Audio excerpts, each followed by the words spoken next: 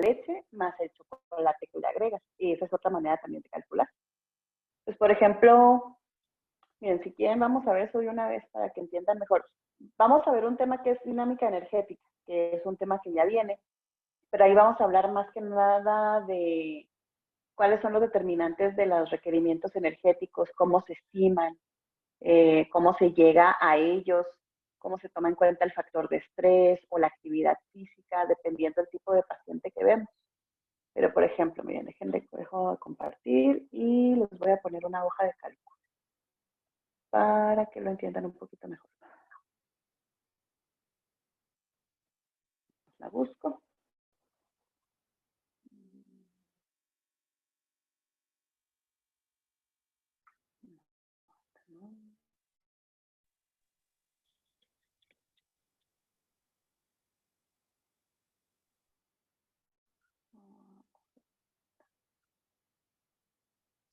A ver si puedo compartir esto. Espérenme.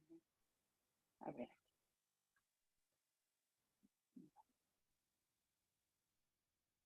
No lo puedo. Ok, creo que les voy a tener que compartir la pantalla.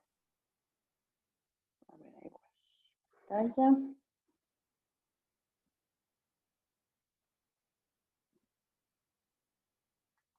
Muy bien. ¿Ahí están viendo la pantalla? Sí. Bueno, este es como un ejemplo de una hoja de cálculo por equivalencia. Si, por ejemplo, que una dieta, la columna, la fila que dice requerimiento real, requerimiento al que yo tengo que llegar, que en este caso son 2.800 kilocalorías. Esto es más o menos una dieta hipercalórica, es una dieta alta en calorías y de hecho viene altita en proteínas, que se requirieron 97 gramos de proteína, 67 de lípidos y 265 gramos de carbohidratos. Esta es una distribución cuasi normal. ¿Sí? Los carbohidratos de hecho andan, por ejemplo, entre 50-55%, los lípidos andan pues entre 25-30%, y las proteínas, como es una dieta hipercalórica, casi siempre, más no es ley, pero es común que una dieta hipercalórica también hiperproteica, porque se usa más en procesos de desnutrición donde hubo mucha pérdida y queremos recuperar al paciente. Entonces, esta fila que dice requerimiento real es el requerimiento que debo de alcanzar, tanto en calorías como en las calorías. Cada macronutriente tiene un valor calórico. ¿Recuerdan cuáles eran los valores calóricos de los macros? ¿Cuánto era para carbos y protes? ¿Cuánto era para lípidos? A ver, acuérdense. ¿Cuántas calorías aportaba un gramo de carbohidrato, un gramo de proteína, un gramo de... 4 y 6.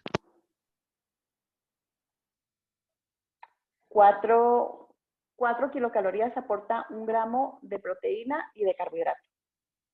El valor calórico de ellos dos es igual.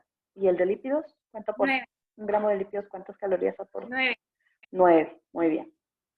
Exacto. Ok, entonces, cuando yo hago mi enfoque principal, van a ser estos tres, no tanto las calorías. Porque si yo me enfoco en completar, por ejemplo, en este caso, esas 2.800 calorías, sin fijarme en los macronutrientes, pues yo puedo completar 2.800 calorías y esto no implica que mi dieta va a estar balanceada. Mi dieta puede estar completa, adecuada, pero realmente los macros van a estar todos desbalanceados. Pues por eso cuando yo saco un requerimiento, aparte de ese requerimiento, de este gasto energético total, que son esas 2.800 calorías, yo determino cuánto porcentaje le toca a cada macronutriente. Una vez que tengo ese porcentaje, mi enfoque principal un cálculo es completar los 3 macros. Ese es como que mi enfoque más fuerte. Aquí, si se fijan, hay una cierta adecuación. Ahora, ¿qué implica eso? Aquí en esta columna, la columna D, la que estoy señalando, es una columna donde se agregan número de porciones o número de equivalentes o número de intercambios, se le puede llamar. Este es el cálculo que se maneja por intercambios o equivalentes. ¿A qué se refiere? Es decir, cada valor que está aquí, por ejemplo, en estas columnas, la H, la J, la L, son valores que ya están establecidos en promedios, en base a promedios. Por ejemplo, tenemos grupo B, ¿sí? La fila número 5. En promedio, una porción de verduras me aporta 25 kilocalorías, 2 gramos de proteína, 0 de lípidos y 4 de carbohidratos. En medio de las frutas, sí, lo que me aportan en calorías, me aportan 6 días en promedio, 0 proteínas, lípidos y me aportan 15 gramos de carbohidratos. Entonces, se fijan, cuando yo uso fruta, solo me aportan carbohidratos, es lo único que me van a aportar. Si, por ejemplo, yo estoy haciendo un cálculo y completé proteínas y completé lípidos y me faltan carbohidratos, puedo meter fruta. ¿Sí? ¿Sí me están entendiendo un poquito? Déjenme lo dejo compartir para ver su carita. Doctora, nada más ahorita sí la Sí, más escuchamos, o pero menos. se nos traba un poquitito. ¿Se traba? Uy, ok, perdón. Bueno, a lo que voy es que este proceso es un poco más fácil explicarlo así con pintarrón, pero el pintarrón de aquí no lo puedo usar con el dedito, como que me sale chueco ahí los números. Entonces, la idea del cálculo por equivalente, esta tabla que acabamos de ver, engloba en promedio todas las porciones de equivalentes que existen, todas las porciones por grupos de alimentos. Entonces, conforme vas conociendo los valores de cada grupo, puedes ir completando los nutrientes. ¿Sí? Por ejemplo, yo debo de completar 200, sí estoy viendo que el internet se está poniendo como que lento, pero no sé por qué. Yo puedo completar 200 gramos de carbohidratos, pero tengo que completar también ciertos gramos de proteína y ciertos gramos de lípidos. Y ahí es donde entran las porciones. Entonces, hay determinadas cantidades de porciones sugeridas para una dieta de 2.000 calorías, para una dieta de 1.500, para una dieta de 1.800. Pero todo eso que estamos viendo son promedios, es en promedio. Entonces, yo, por ejemplo, cuando me aprendo la tabla de equivalentes, yo puedo hacer un cálculo mental. Puedo más o menos estar viendo, pues en una dieta de 1.500 casi siempre se usan 6 equivalentes de cereales, 3 de proteína, 1 de leguminosas, 4 de frutas, 4 de verduras, 4 de aceites y grasas sin proteína, y así me voy. Y ya en base a eso yo puedo crear un menú, porque tengo números de porciones, pero son puros numeritos. Entonces te dice una porción de cereal, ok, y ahora en el desayuno, esa porción de cereal, ¿qué va a ser? Pues puede ser un pan de caja, puede ser una tortilla de maíz, pueden ser 2 tostadas, pueden ser 5 galletas marías, que esas son los equivalentes por grupos de alimentos. Entonces, para eso existe un libro que se llama ¿no? de alimentos equivalentes, donde vienen todos los grupos de alimentos y Doctora, vienen las porciones sugeridas, o sea, viene el tamaño de la porción. Dígame. se le trabó en donde dijo el nombre del libro. No lo alcancé a escuchar. Sí, Sistema Mexicano de Alimentos Equivalentes. Okay. Ese sistema se puede bajar de internet. La versión más nueva, de hecho, viene en forma de una base de datos de Excel y también viene en forma de scan de un libro. Entonces, ese libro pues trae listas de alimentos que van de la A a la Z y te maneja porciones. Entonces, te agrupa los alimentos, te pone grupo de verduras. Ok, cualquier porción que yo elija del grupo de verduras, se supone que en promedio me da 25 calorías, 4 gramos, 2 gramos de proteína, 0 de lípidos y 4 de carbohidratos. Y si me voy al grupo de las frutas, no lo podría pasar. Claro que sí, se los paso más al ratito. Y si me voy al grupo de las frutas, se supone que cualquier fruta que yo elija de una lista me va a dar en promedio 60 calorías y 15 gramos de carbohidratos. Entonces, ya con eso yo puedo ir completando un plan.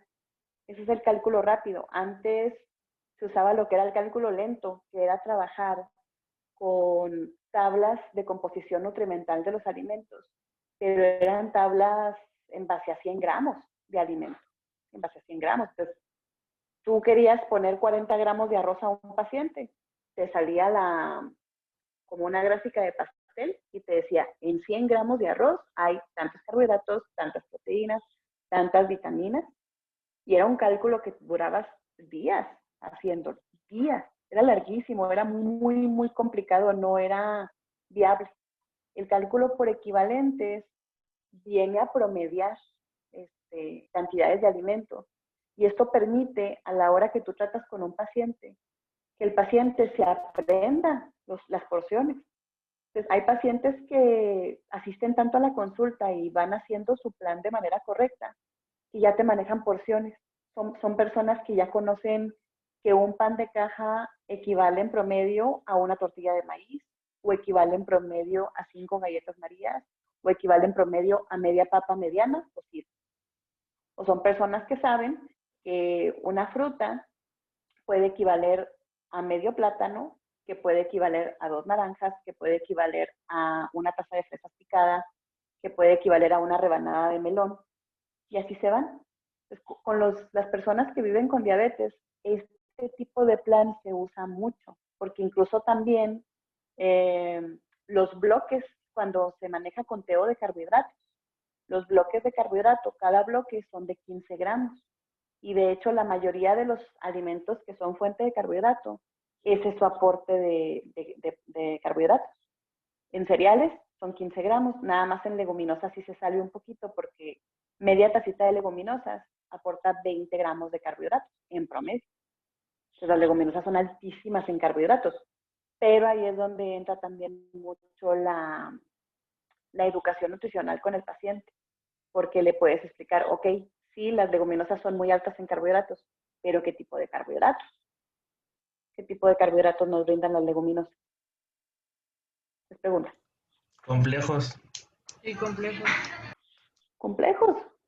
Complejos, son polisacáridos que traen los dos tipos de polisacáridos digeribles, que son el almidón, y polisacáridos no digeribles, que es la fibra dietética que puede ser soluble o puede ser insoluble.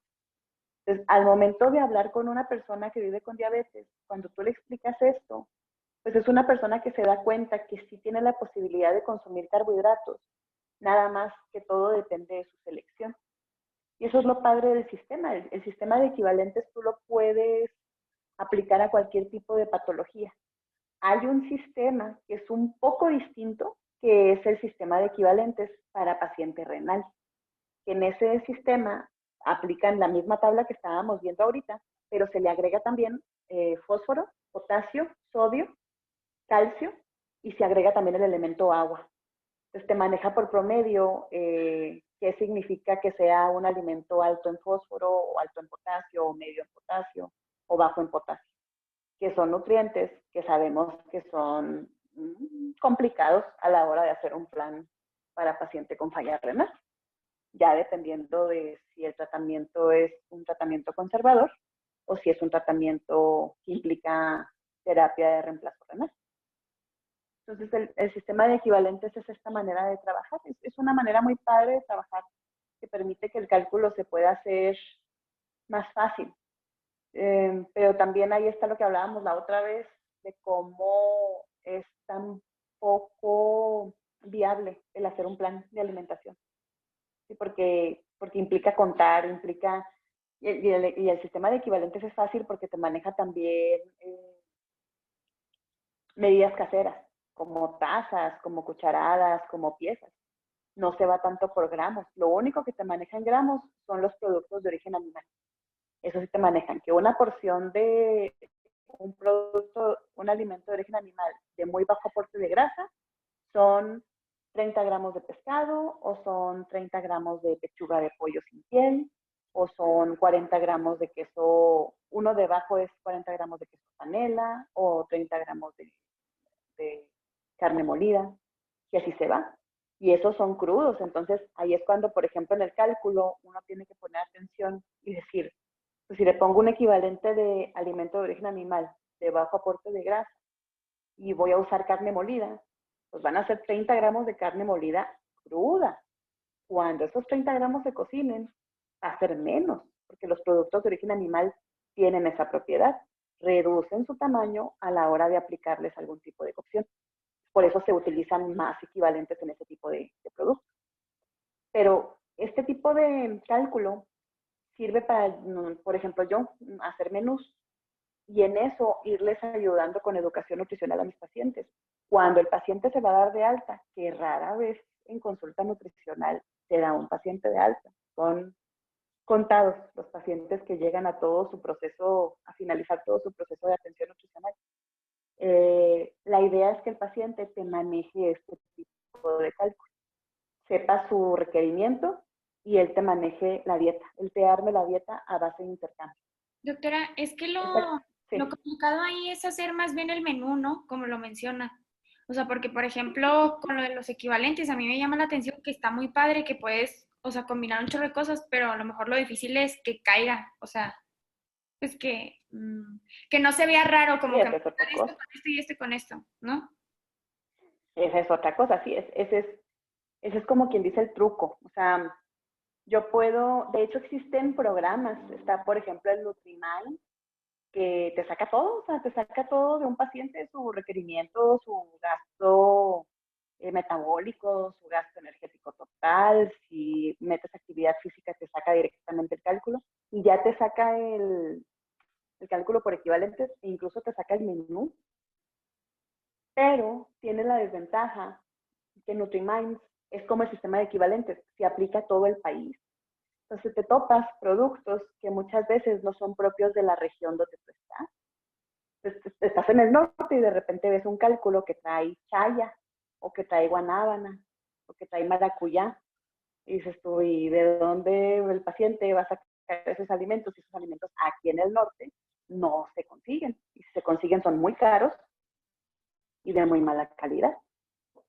Entonces, esa es así como que la desventaja del sistema de equivalentes o de ese tipo de programas. Por eso el nutriólogo sí debe de saber de cocina. O sea, sí debe, cuando manejas así la consulta de que das menús y todo, sí es conveniente que sepas de cocina, que sepas al menos de preparaciones básicas, para tener un poco de buena combinación a la hora de hacer los menús, y que tengan coherencia y que sean apetitosos y que sigan promoviendo esa cultura de que se coma por placer y que el paciente mantenga ese placer de alimentarse. Porque luego también, pues si te topas puros planes de alimentación que es pollo hervido, pollo cocido con arroz blanco, con ensalada, y siempre, siempre, siempre lo mismo, la persona no le estás dando nada de armas, o sea, le estás diciendo nada más que ese es el tipo de alimentación que debe de tener. Y hay muchísimos otros platillos que tú puedes adecuar. De hecho, el sistema de equivalentes también sirve mucho para, si tú te topas una receta, a esa receta le puedas sacar el valor energético, calorías que aporta, carbohidratos, proteínas, lípidos. Y ya si, por ejemplo, conoces los alimentos fuente de vitaminas y de minerales, puedes hacer un menú que tenga adecuados los macros, nutrientes, pero con el conocimiento de los alimentos fuente puedes empezar también a tomar en cuenta los micronutrientes, la vitamina E, la vitamina A, vitamina C. Y eso es lo padre de ese sistema, es un sistema muy padre de manejar y es muy fácil, es pura práctica, pura práctica. Al principio se batalla porque si batallas un poquito con los números, sobre todo con porcentajes, fracciones, sí medio es tediosito. Pero realmente conforme lo vas utilizando más, te vas aprendiendo los valores. Entonces, haces un plan rápido. Sí, la parte más costosa del plan es esa, la que comentas tú, Ana, que es elaborar el menú. Elaborar el menú, eso es lo difícil. Ok, bueno, entonces esto lo vamos a ver un poquito más a fondo ya para la siguiente semana, yo creo, que ya vamos a adentrarnos en lo que es dinámica energética y ya los voy a poner a sacar requerimientos energéticos en base a casos clínicos y a casos específicos. Okay. Bueno, entonces, vámonos con lo que estábamos viendo de dietoterapia. Acá, muy bien. Entonces, bueno, ya vimos las recomendaciones nutricionales realmente para lo que son patologías de este tipo que estamos viendo así crónico-degenerativas, son muy parecidas. Todas las recomendaciones van a terminar promoviendo un estilo de vida un poco más activo, un estilo de vida más consciente a la hora de seleccionar alimentos, un estilo de vida donde se limiten productos que sean muy grasosos, donde se limiten productos que sean muy azucarados. Por ejemplo, ya las limitaciones como que más notorias que se pueden ver es a la hora de hacer un plan para diabetes, que no usas carbohidratos simples, que buscas limitar o eliminar completamente el uso de carbohidratos simples. Esto me refiero a edulcorantes nutritivos, como el jarabe de agave, el azúcar, la miel, y también bebidas endulzadas o bebidas naturalmente dulces, como es, por ejemplo, los jugos de fruta, bebidas con azúcar añadida, todo ese tipo de cosas. Entonces, por eso muchas de las cosas que vemos en una persona que tiene una sola patología, podemos de todos modos ver características de otros planes, de planes modificados en lípidos, de planes modificados en sodio, y no es raro esto, porque al final de cuentas sabemos que una sola patología de este tipo puede dejar salir otra relacionada, que es ya donde hablamos ya de las comorbilidades. Bueno, entonces ya vimos plan hipoglucémico y plan para diabetes, nada más con modificación del estilo de vida, de alimentos con índice glucémico bajo, de meter más fibra, todo ese tipo de cosas. En el plan hiposódico, lo que más se limita es la sal y la grasa, por la cuestión de los problemas cardiovasculares que esperamos en ese tipo de personas. Y en el plan modificado en lípidos es algo muy parecido. El plan modificado en lípidos engloba, digamos, plan para diabetes y plan para hipertensión. Es como ya una forma de englobar ambos planes. Este, por ejemplo, se enfoca un poco más en las grasas de los alimentos. Es un plan que se utiliza para pacientes que presentan hiperlipidemias, que ya presentan problemas cardiovasculares. También el plan modificado en lípidos se puede utilizar en personas que ya están presentando a lo mejor un proceso de esteatorrea o problemas ya hepáticos o pancreáticos. Es más común en hepáticos, en pancreáticos casi siempre ya es un soporte nutricional ya muy específico. Pero bueno, ¿qué características tiene el plan? Un plan modificado en lípidos se va a tomar que los lípidos aporten entre 20 y 25% del gasto energético total, 25 siendo el límite. De hecho, hay planes hipolipídicos que se van abajo del 20%, que se van en 18, 15%, pero son planes que solo se pueden seguir a corto plazo porque es muy difícil apegarse a ellos, que son, por ejemplo, los planes que se les dan a los pacientes con colecistitis y que los mandas a la casa porque llegan con un cuadro agudizado y pues quitas grasa completamente, pero tiene sus desventajas porque al momento que tú reduces tanto los lípidos, vamos a empezar a ver también una disminución del aporte de vitaminas liposolubles. Por eso, entre más tiempo dure este plan, se tiene que combinar con un suplemento alimenticio que nos brinde cierto tipo de vitaminas. Y ya, por ejemplo, si nos vamos a la distribución de ácidos grasos en base a su grado de saturación, los que más se deben de cuidar son los saturados. Se recomienda que los ácidos grasos saturados no aporten más del 8% o el 10% del gasto energético total. Y ya los poliinsaturados que estén entre el 8 y 10, y los monoinsaturados que aporten entre el 10 o el 15%. Esto ya implica, por ejemplo, el utilizar aceite de oliva. El aceite de oliva ya hablamos que se puede utilizar para cocinar, no es de que se tenga que usar en crudo siempre. Incluso aunque esté prensado en frío y que sea extra virgen, el aceite de oliva, al ser tan rico en ácidos grasos monoinsaturados, soporta mucho el calor. Los que menos soportan el calor son aquellos aceites que sean más ricos en ácidos grasos poliinsaturados, principalmente el de cártamo, es el mejor ejemplo que les puedo dar. Los aceites de cártamo o cualquier aceite que venga con cierta cantidad de aceite de cártamo va a soportar menos las temperaturas altas, entonces no se recomienda para guisar. El aceite de oliva te soporta un poquito más, y el que más soporta es el aceite de coco, porque el aceite de coco trae ácidos grasos saturados al por mayor. Por eso se limitan este tipo de plan, por la cuestión de que podríamos sobrepasar el requerimiento de ácidos grasos saturados. Los beneficios del aceite de coco mayormente radican en que aporta ácidos grasos de cadena corta y específicamente aporta el ácido láurico, que solo se encuentra en la leche materna y por eso tiene tantos beneficios, pero realmente es una manteca, es un sebo, es una grasa que se puede volver sebo y por eso se debe de limitar. No que sea malísimo de comer, ¿verdad? Pero igual si se llega a un proceso de ingesta excesiva, pues sí vamos a ver problemáticas, sí vamos a ver problemas. Bueno, y en cuanto al colesterol, en un plan modificado en lípidos se recomienda que el colesterol tenga un aporte de menos de 100 miligramos por cada 1000 calorías, sin sobrepasar los 300 miligramos al día. Esto porque nos podemos topar en dietas hipercalóricas, que los requerimientos son de 3.500 calorías, casi 4.000 calorías, y pues ahí ya no aplica esta norma de menos de 100 miligramos por cada 1000 calorías, porque ya ahí podríamos llegar a más de 300 miligramos al día.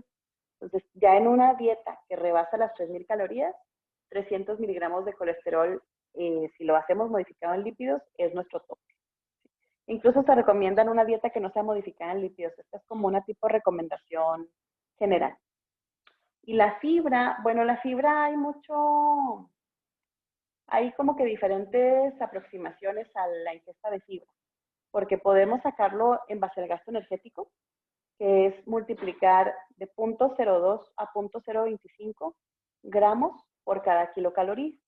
Entonces ya dependiendo del gasto energético de la persona, va a ser más elevado el consumo de fibra. Sin embargo, el Instituto de Medicina recomienda que el consumo de fibra casi siempre ande entre los 40, 45 gramos. Se estima que la dieta del mexicano solo llega a los 16, 18 gramos de fibra al día. Y esto es porque nuestro consumo de carbohidratos tiende a ser un poco más refinado, tiende a ser un poco más de cargos procesados. Y hay que recordar que la fibra, pues está mayormente y en leguminosas. Lo que nos salva es eso, las leguminosas. Pero nos topamos con personas que muchas veces ya las leguminosas las quitan de su dieta completamente, sin cuestiones patológicas, sin cuestiones de salud, porque luego también te tocas el lado del paciente del nefrópata y pues ahí la fibra se tiene que limitar por la cuestión de la digestibilidad de las proteínas. Bueno, se sugiere también limitar el consumo de aceites, sobre todo el usar aceites para cocinar. Por eso, en este tipo de plan, las preparaciones que más se sugieren, pues van a ser que a la plancha, que asado, hervido, cocido, horneado, todo ese tipo de preparaciones son las que se sugieren. Sin embargo, se puede utilizar el guisado. El guisado, creo que lo comentábamos la clase pasada, calentar un sartén, agregar aceite, poquito, para que no se pegue, y ya, eso es guisar. Ya las técnicas que no se sugieren, pues son las frituras, ¿no? Ya todo lo que diga frito, ya no es como una técnica culinaria que pueda aplicar en este tipo de platos. Y también se sugiere evitar alimentos que sean ricos en colesterol. ¿Cuáles son estos? Principalmente yema de huevo, sesos. Y ya no es tan común el consumo de sesos, pero hay gente que todavía los consume. Paté de hígado, sobre todo el de res, que tiende a ser más alto. Pancita, ahí por ejemplo el menudo, pues de preferencia se quita de la dieta. Jaiba, pulpo y calamar, que son alimentos también bastante cargados de colesterol. Que de hecho aquí vemos una imagen, miren, contenido de colesterol en algunos alimentos y ahí te maneja la ración. Vean la ración de 50 gramos de sesos, cuánto aporta de colesterol.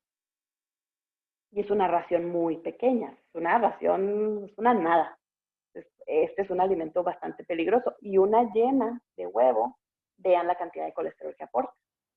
Por eso la vez que estábamos hablando de las leyes de la alimentación, de las características de una dieta adecuada, hablábamos mucho de que el consumo de huevo, al menos entero, debe de ser también, de cierta manera, pues, consciente. Debe de considerar que el aporte de colesterol de una yema sí es elevado. Entonces, si en mi dieta hay un aporte de 3 huevos, 4 huevos en un día, pues sí, tendríamos que tomar en cuenta todo ese aporte de colesterol. Y pues ya los demás vean cómo van también aumentando o disminuyendo. El hígado de res, de 174 en 120 gramos. Tenemos, por ejemplo, el camarón. 100 gramos de camarón aportan 160 miligramos de colesterol aproximadamente. Y 100 gramos de camarón es poco. Entonces, este es un problema que nosotros no tenemos tanto, pero si te vas a las costas, sí es un problema fuerte. Es una de las principales razones por las que en áreas costeras haya una alta prevalencia de problemas de hiperlipidemia.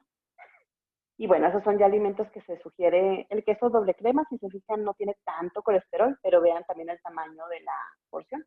Una cucharada. Si te topas una receta para hacer un pay de limón, pues te dicen una barra de queso crema, una barrita chiquita. Pues, ¿cuántas cucharadas pueden ir en esa barrita? Ya le juntas ahí la cantidad. Claro que también ahí pues está la estimación de la rebanada, cuánto trae en total el pie, cuánto trae una rebanada, y ya con eso vemos esa estimación. Bueno, recomendaciones nutricionales generales. Estas son generales así sacadas de un libro. Son las de la guía de práctica clínica, ahorita las observamos, a ver qué nos dice, pero son ciertamente parecidas. Incrementar el consumo de pescado 2 o 3 veces a la semana, pero igual aplicando técnicas culinarias adecuadas. Porque luego mucha gente se va por consumo de pescado, pero pescado frito, y ya no es tan recomendable. Disminuir la ingesta de carne de res o de puerco a 2 veces por semana, pero con una porción de 90 gramos como máximo. Ya una porción mayor a 90 gramos, pues ya implica un poco más de riesgo a que sea un aporte más alto de grasa. Consumir pollo o pavo sin piel 2 o 3 veces por semana. Consumir solo 2 yemas de huevo a la semana. Por eso cuando vemos un plan modificado en lípidos, te topas el uso de claras de huevo a lo loco. O sea, 4 claras de huevo un día, 4 claras de huevo otro día, 4 claras de huevo otro día. Y ahí es donde empezamos a tener esa necesidad de brindar otras como opciones de desayuno. Porque luego hay pacientes que te topas, sobre todo pacientes que presentan este tipo de cuadros, que solo desayunan huevo. Ese es su desayuno todos los días. Y aparte, a veces cenan huevo. Te topas con ese hábito alimentario que es importante tratar de romper y darle otras opciones a lo mejor de desayunos salados, porque la razón a lo mejor por la que el paciente le gusta desayunar huevo es precisamente porque le gustan los desayunos salados, no le gustan los desayunos dulces, como la avena, algún tipo de preparación de ese estilo. Entonces ahí entran, por ejemplo, a dar opciones de consumir vegetales salteados, con un poco de aceite, con champiñón, metiendo queso panela en vez de queso tipo chihuahua o queso tipo laurel, que son más altos en grasa. Dar opciones como que más limitadas en grasa. Aquí, por ejemplo, se pueden usar jamón. Sin embargo, también, pues la mayoría de los pacientes que nos topamos con este tipo de cuadros también ya vienen con un proceso de presión arterial elevada. Entonces, también son alimentos que se deben de limitar. Y precisamente evitar el consumo de embutidos y salchichonería, utilizar métodos de cocción como los que ya comentamos, limitar el consumo de quesos altos en grasa. Aquí, por ejemplo, los únicos quesos que se consideran bajos en grasa serían el requesón y el queso panela. Fuera de ahí, el queso cottage también entra, nada más que el queso cottage tiene un problema que es muy alto en sodio. Puede ser bajo en grasa, pero es altísimo en sodio. Tienes que ver así como que la relación costo-beneficio.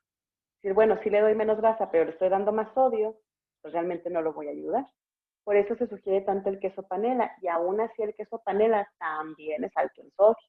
Es una desventaja que tiene.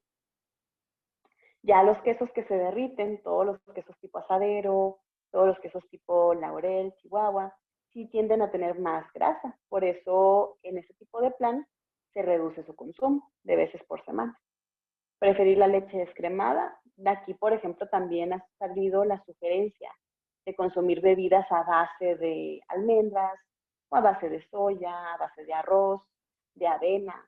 Por ejemplo, en estas personas, la bebida a base de avena, que se le dice lechada de avena, es muy buena porque mantiene cierta cantidad de fibra y mantiene también oligosacáridos que van a ayudar mucho a todo este proceso de tratar de disminuir los niveles de colesterol. Se sugiere también aumentar el consumo de leguminosas. De hecho, una de las sugerencias, incluso esto se comenta en la guía de práctica clínica, es tratar de hacer un día libre de alimentos de origen animal, un día a la semana, o varios días a la semana donde algún tiempo de comida no tenga productos animales, no tenga queso, no tenga huevo, no tenga leche. Esta es una sugerencia que incluso la hacen los modelos de alimentación basada en plantas. Ya comentábamos qué tipo de modelos son esos, la dieta DASH y el modelo mediterráneo, que son modelos que tienen añales trabajándose y han sido muy bien aceptados y son los modelos que de hecho las guías de práctica clínica, incluso ADA, te sugieren en el estilo de vida para este tipo de personas. Son modelos que restringen mucho los productos animales y te incrementan mucho los productos vegetales, pero no solo frutas y verduras, sino también leguminosas o legumbres, como lo maneja la bibliografía española, y también semillas oleaginosas. Nada más que cuando estamos con procesos así de hiperlipidemia, el consumo de semillas oleaginosas o frutos secos también tiene que ser de cierta manera adecuado, porque luego tenemos esas personas que les gustan mucho los cacahuates o la crema de cacahuate. Y los cacahuates son justamente un fruto seco que viene muy cargado en grasa saturada. Ahí si se van a meter, por ejemplo, semillas, se sugiere más irse por pepitas de girasol, el ajonjolí, la pepita de calabaza, que son más ricas en ácidos grasos monoinsaturados. No se sugiere tanto ni el cacahuate, ni la nuez de la India. La nuez, ya sea pecanera o de Castilla, sí se sugiere, pero también con sus limitaciones. O sea, tampoco es de que un puñote y, órale, esa es la colación. Se sugiere combinada con que una fruta, que un vegetal, cosas así. Ok. ¿Dudas hasta ahí?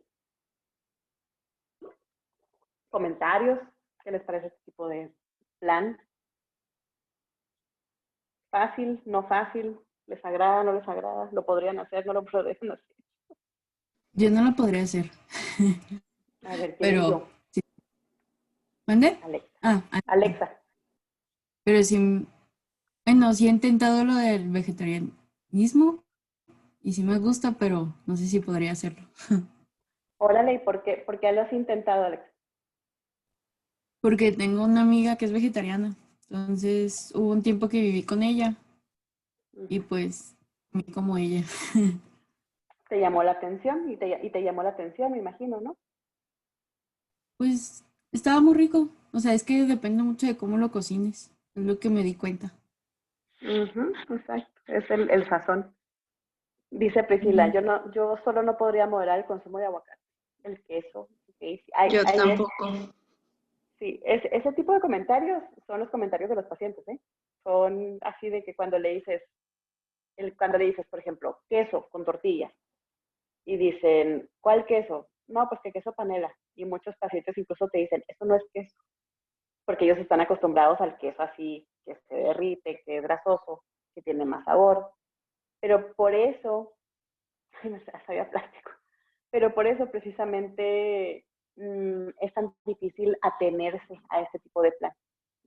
Yo tengo que comer carne todos los días, mínimo 2 veces al día, dice Ramón. Bueno, Ramón, hiciste un comentario de macho alfa completamente en la consulta, ¿eh? A ver, ¿dónde estás, Ramón? ¿Dónde estás? A ver, Ramón, activa tu micrófono.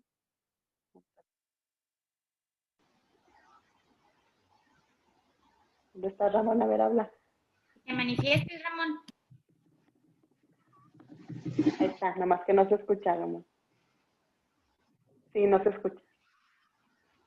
Pero así, por ejemplo, ese comentario de Ramón me llamó mucho la atención porque es un comentario muy típico de los hombres, precisamente. De las mujeres, aunque no lo crean, las pacientes mujeres tienden a como que sí a tenerse un poquito más a las recomendaciones.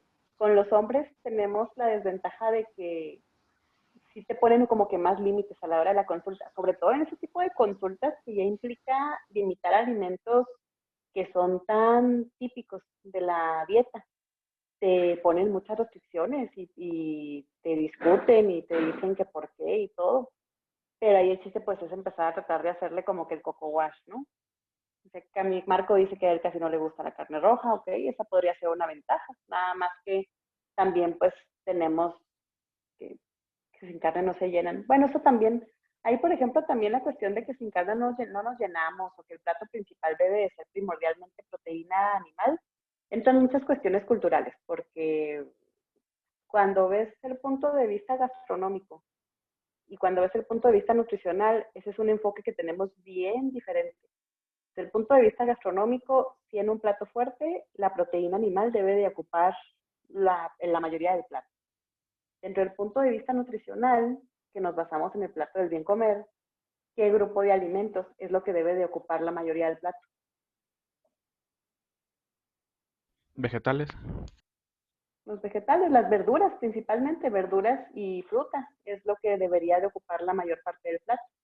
Entonces, ese tipo de discusión es una discusión que se tiene incluso con los pacientes, que dicen, no, es que, ¿cómo voy a comer 80 gramos de carne? O ¿cómo siendo hombre voy a comer 100 gramitos de carne? Cuando estamos acostumbrados a porciones de 200 gramos de carne.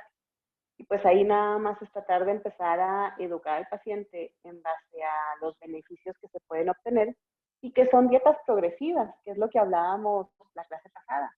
O sea, las dietas modificadas en consistencia, como las dietas modificadas en nutrimentos, son dietas progresivas. Son dietas que de alguna manera tienen que volver a la normalidad, pero con mejores hábitos, porque al final de cuentas ya se encontró un proceso ahí patológico que nos dice que debemos de cambiar ciertos hábitos. Entonces, esto es algo que buscamos como beneficio en los pacientes a largo plazo, porque yo puedo llevar una dieta hipolipídica por muy buen rato, no desarrollar deficiencias nutricionales, pero a largo plazo muchas veces no es viable porque vuelven a integrarse esos factores que determinan tanto la alimentación, como el factor económico, como el factor social. Muchas veces la razón por la que comemos tan descontrolados, sobre todo en cuestión de las grasas, es porque empezamos a comer mucho fuera de la casa y lo hacemos por situaciones a veces de falta de tiempo, situaciones de algún estrés que estemos viviendo laboral o familiar, y todo eso cambia los hábitos. Por eso es difícil realmente apegarse a un tipo de plan de ese estilo. Y estos son los planes sencillos, ¿eh? No se diga cuando ya hablamos de los planes como lo son el plan para nefrópatas, que es un plan tan limitado, que es un plan súper limitado y donde incluso ya te limitan alimentos que estamos viendo que se consideran benéficos. Por ejemplo, las leguminosas es un alimento que continuamente nos hemos topado, tanto en diabetes, hipertensión, aquí en dislipidemias, que es importante integrar a la dieta. Llegas con paciente renal y ves pacientes que traen tratamiento conservador y te dicen lo contrario. O sea, es de preferencia no meter proteínas vegetales en tanta cantidad por la cuestión del aporte tan excesivo de potasio, de fósforo, de magnesio, que son elementos con los que tiene problemas este tipo de paciente. Pero ahí es donde también vemos la distinción de la dietoterapia para patologías por excesos a la dietoterapia para patologías por deficiencias. Son dietoterapias muy distintas. La dietoterapia de patologías en deficiencias, como es la insuficiencia hepática o la insuficiencia renal, es muy restrictiva, muy restrictiva y es muy difícil. Por eso la mayoría de los pacientes pues es directamente una diálisis, porque sabemos que con el tratamiento conservador no lo vamos a mantener. Y además, como el tratamiento conservador implica una restricción proteica significativa, vamos a empezar a promover una pérdida de peso. Pero eso es un área también de especialidad dentro de la nutriología, nada más que a casi nadie le gusta esa área. Es un área muy bonita, pero es un área muy difícil de comprender. Y siempre está evolucionando, es la cuestión. Bueno, esto no le hagan caso, ¿eh? Esto es de otra clase. Ok, bueno, entonces, ¿dudas hasta aquí? ¿No? ¿Otros comentarios? ¿Otras cosas que quieran comentar? ¿Algo que tengan duda y que no hayamos visto aquí en dietoterapia? ¿No? A ver, Marco, ¿por qué desactivaste tu micrófono? No, pues que le decir que no. Ah, ok. Muy bien. Bueno, déjenme entonces ver aquí qué hay de oncología. Ok, a ver. Muy bien, bueno, ya nada más para terminar aquí la parte de dietoterapia. Vamos a ver nada más la parte de oncología y con esto terminamos, yo creo que esta parte.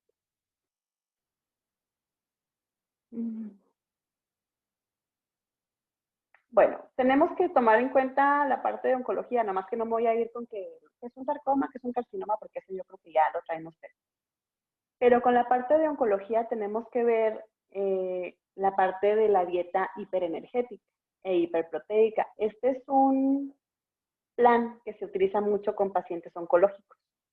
Pero cuando hablamos de oncología, de nutrición de oncología, tenemos que hablar de que existen nutrientes que nos pueden proteger y que la Organización Mundial de la Salud, las asociaciones o institutos para el cáncer recomiendan ciertos estilos de vida o ciertos nutrientes que podemos consumir en mayor cantidad para evitar los procesos que nos llevan a cáncer. Son cosas muy básicas que yo creo que la mayoría de ustedes ya las han visto. Entonces vamos a ver aquí nutrimentos protectores. ¿Qué nutrimentos podemos encontrar que son protectores contra el cáncer? Pues podemos hablar de los que se usan mucho en la inmunonutrición, que es un tema que vamos a ver también ya más adelante.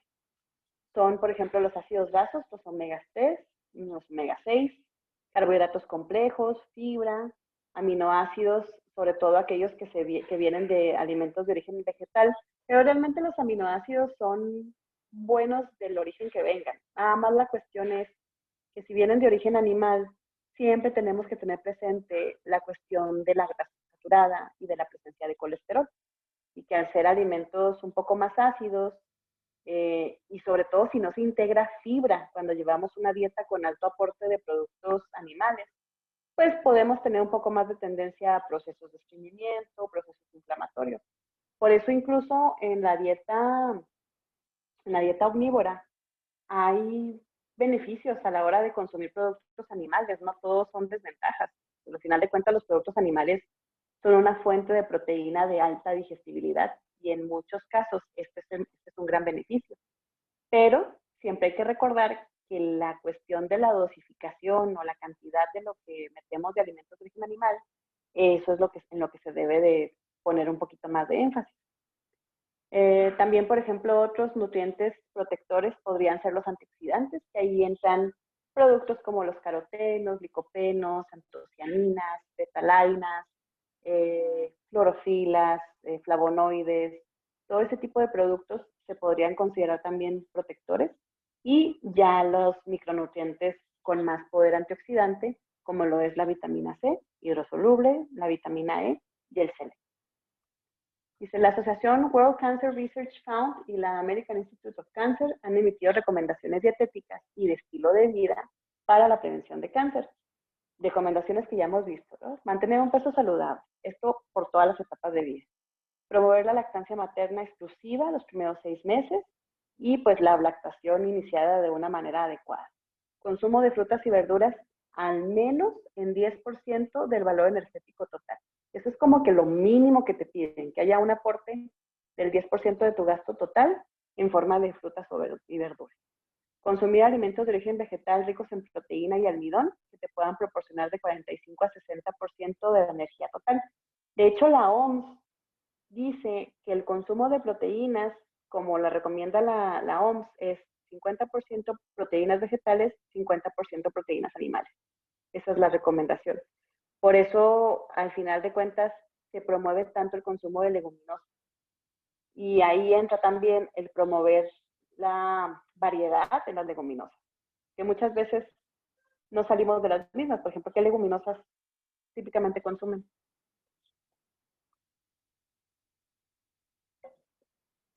A ver, díganme. Frijoles.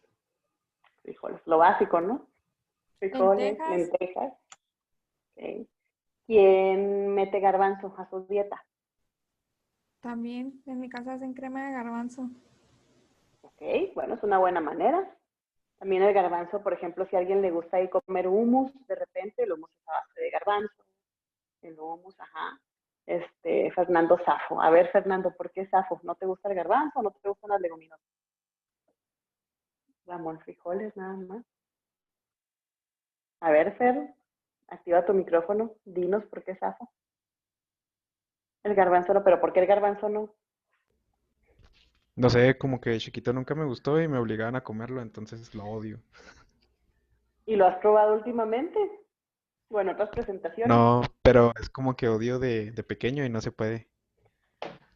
Bueno, que ese es un hábito que traes por cuestiones ahí culturales, emocionales. Está interesante también ver esa parte, pero, por ejemplo, el garbanzo es una leguminosa bastante rica y es muy variada. Se utilizan en muchas preparaciones. Por ejemplo, las ensaladas griegas son muy ricas y son a base de garbanzo completamente. Ya, por ejemplo, si nos vamos un poquito más así como que tipo gourmet, está también el frijol edamame o frijol lima, que es el verdecito así color brillante que viene en su vaina, que muchas veces si vas a un restaurante de sushi, te lo ponen de entrada, sus edamames en su vaina con aceite de oliva, un poco de limón, un poco de salsa de soya, y así te los comes. Y esos también son una buena representación de leguminosa. Y ya otras menos comunes, pues podrían ser las alubias, las habas, que la mayoría de la gente le hace el feo por los olores que sueltan. Hay que mandar a Fernando, ay Alan, hay que mandar a Fernando a psicología para que saque sus traumas. Ok, bueno, entonces esos son los ejemplos de leguminosas. Sí, típicamente la ingesta de leguminosas va a ser frijoles, lentejas. Unas que otras personas, por ejemplo, las personas vegetarianas, sí su consumo es un poco más también de meter garbanzo, alubias, y ya rara vez me he topado con personas que comen gran cantidad de habas, por ejemplo, o ese estilo de leguminosas. Bueno, también otra recomendación podría ser que el azúcar refinada no debe de aportar más del 5% del valor energético total.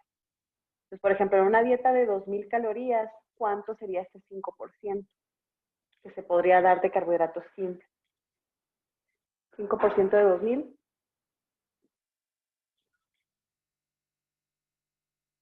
¿Alguien? 10. 10. 100. ¿Qué? ¿10 kilocalorías? 100. 100. 100, exactamente.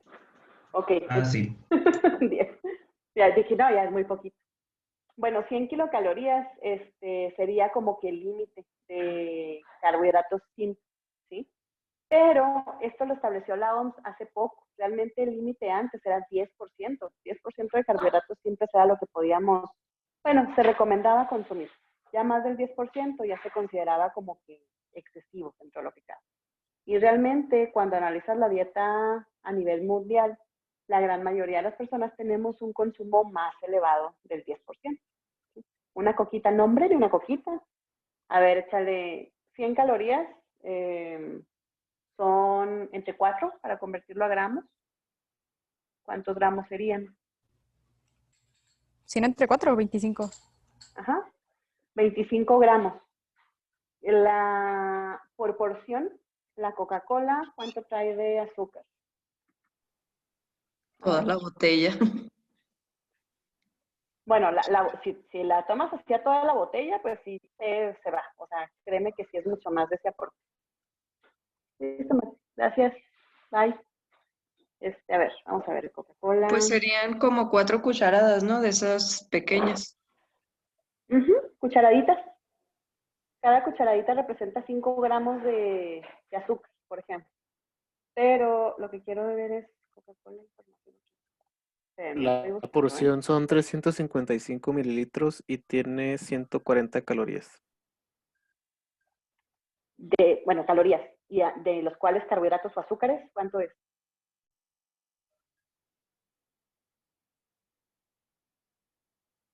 ¿Quién me dijo esa cantidad? ¿Marco? Yo, Abdiel. Ah, ok. A ver, ¿de dónde está sacando esa información? Es una ¿Estás página que se en- llama Medline Plus. Pero nada más Ok. vienen las calorías, no vienen calorías por diferentes marcas de refrescos. Ah, ok, bueno, nomás que las calorías, pues es en base a todo, ¿verdad? Claro que es pura azúcar lo que tiene, pero igual, sí, yo creo que le podemos sacar de ahí. 300 mililitros. ¿Y cuánto trae de calorías, me dijiste? 140. 140. Entonces, por ejemplo, eso entre 4, por porción trae 35 gramos de carbohidratos, los cuales son todos simples. Y en una dieta de 2000, ¿cuánto dijimos que era el 5%? 100 kilocalorías, que eran 25 gramos, ¿no? Sí. Sí. Entonces ahí sobrepasa, esos 300 mililitros sobrepasan por 10 gramos el consumo adecuado de carbohidratos simples que establece la Organización Mundial de la Salud. Y eso es en esa porción. ¿Qué pasa si la porción no se respeta y se consume el doble, como es una soda de 600 mililitros? Entonces ya estamos hablando de 70 gramos de carbohidratos simples que están entrando a la dieta. Y esto, por ejemplo, como un factor ocasional, no genera tanta problemática. La cuestión es que hay personas que si su canasta básica entra en refresco. Entonces, pues sí, es así como que ya dices tú, estar dobleteando la cantidad de azúcar en forma de refresco todos los días, pues sí, ya es así como que un factorcito que te llama la atención en una persona. Dice aquí, Abdiel, de carbohidratos son 42 gramos por cada 400 mililitros. Ok, entonces ahí ya se fue más alto. Por ejemplo, también en base al tipo de refresco va a ser diferente, ¿eh? Por ejemplo, hay refrescos que tienen por porción un aporte de 40 gramos, hay refrescos que tienen por porción un aporte de 20 y tantos gramos. Entonces, por eso mucha gente te pregunta, ¿puedo tomar agua mineral con sabor? Por ejemplo, naranjada mineral, limonada mineral, en vez de refresco. Bueno, pues sí, a veces sí comparable, pues sí tiene menos azúcar, pero al final de cuentas, si ves la porción o realmente lo que consume el paciente, pues puede ser que sí traiga más, sí termine consumiendo más cantidad y ya sale contraproducente todo eso. Ok, ¿más dudas con eso? Más. De hecho, podemos hacer como un tipo de análisis de etiquetas. Si quieren, en alguna clase podemos analizar alguna etiqueta ahí de su alacena o algunas etiquetas de su alacena. Ya sé que a Fernando no le va a gustar tanto, ni a Ramón a lo mejor, que son los que veo que me ponen que no les gusta a lo mejor tanto ahí lo nutricional. Pero Con el está pan padre dulce también no. entender con el pan. El análisis de etiquetas es padre hacerlo con alimentos que típicamente están en nuestra dieta. O sea, yo muy atento con mi nutrición. Ok, Ramón, esperemos que sí. La lectura de etiquetas siempre es bueno hacerlo con alimentos que nos gusten mucho o con alimentos que típicamente estén en nuestra dieta, porque eso es verdaderamente lo que nos permite como que hacer un análisis más fuerte. Y esto es una de las bases de la educación nutricional con los pacientes, el enseñarles a leer etiquetas. Es básico. Sobre todo con las personas que viven con diabetes, es importantísimo esta parte de la educación nutricional. Ok, bueno, sí, yo sé que comen saludable todos. Sí, los médicos son las personas con los mejores hábitos alimentarios que existen en el mundo, sobre todo los cirujanos. Déjenme les comparto otra vez la presentación. Bueno, el documento.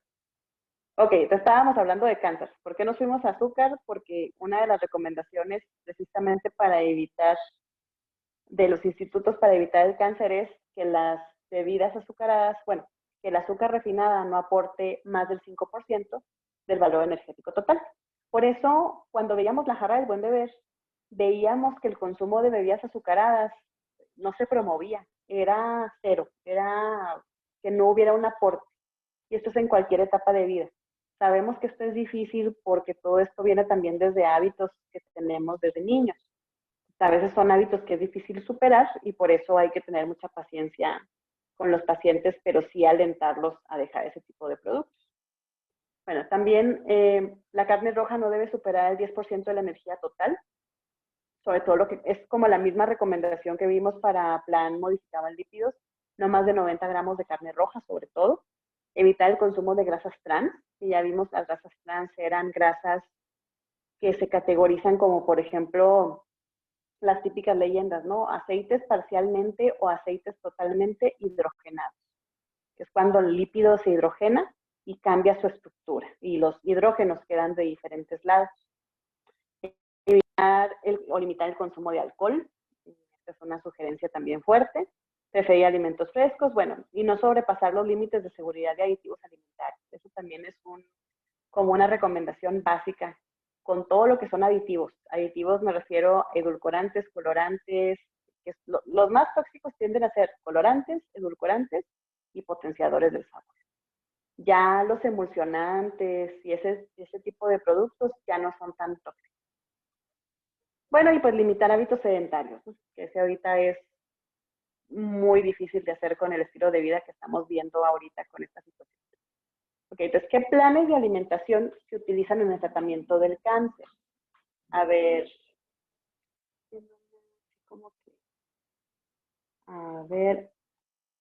Priscila Chávez, ¿podrías leernos esa parte? Planes de alimentación utilizados en el tratamiento de cáncer.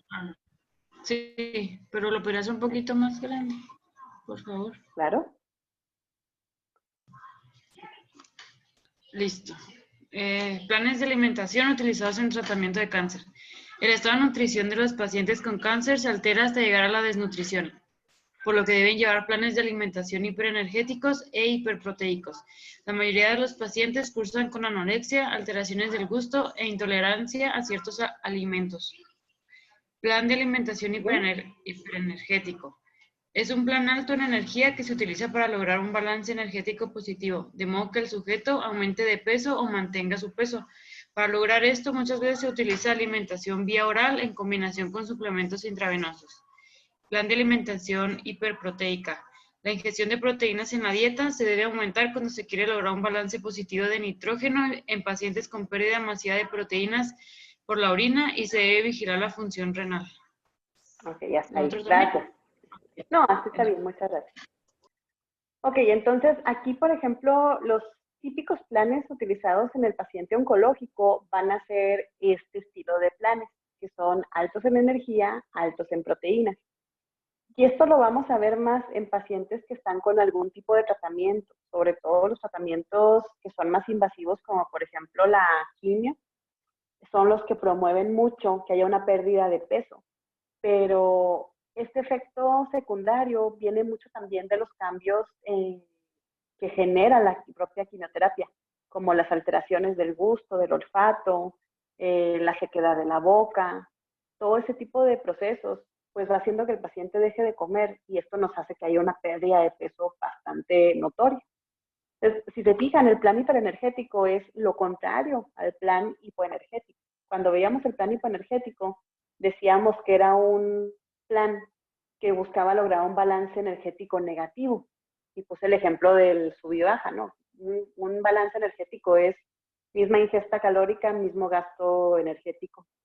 Y plan negativo, con balance negativo, pues es poca ingesta calórica y esto hace que parezca que hay más actividad física, aunque no la haya. Aunque sea nada más caminar 20 minutos, yo ya bajé la ingesta calórica, logré ese balance energético negativo. El plan hiperenergético, pues es poca actividad física y mucha ingesta calórica. Se sigue promoviendo la actividad porque la actividad es básica, pero la ingesta calórica es excesiva. Los planes hiperenergéticos son a tolerancia, no se manejan de jalón que con tal tipo de paciente son 600 calorías más, con tal tipo de patología son 800 calorías más. No, todo es en base a tolerancia, sobre todo con ese tipo de personas. Si presentan efectos secundarios de su tratamiento, va a ser en base a tolerancia, va a ser en base a la tolerancia de su olfato, de su gusto, de si hay presencia de sequedad en la boca. Todo eso se va a manejar como es la recomendación, ¿sí?